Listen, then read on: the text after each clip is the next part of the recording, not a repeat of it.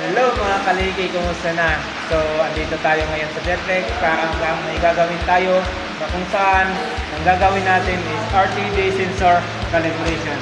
So, halika at ating puntahan ang aming ginagawa. Hello guys, so ito na po.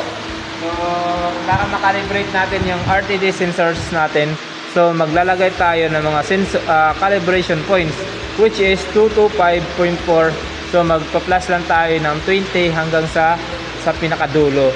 So ito yung calibration temperature device natin.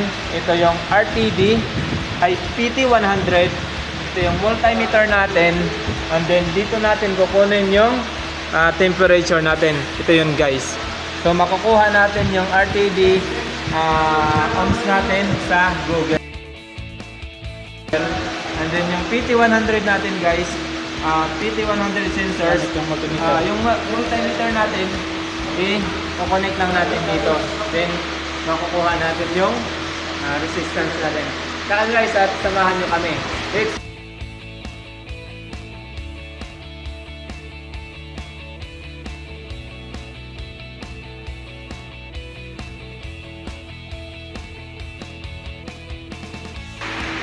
Hello mga kaliki, maraming salamat po sa inyong panonood. Pero bago po tayo magpatapos sa ating video, i-shoutout muna natin yung professor namin, si Sir Jetro. At dahil sa kanya, natuto kami para sa instrumentation. Sir, maraming salamat po sa pagtutulong niyo sa akin. Well, congrats kay Lakey Van.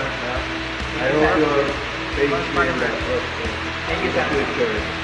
Okay? Sige, yun lang guys. Maraming salamat. Thank you po.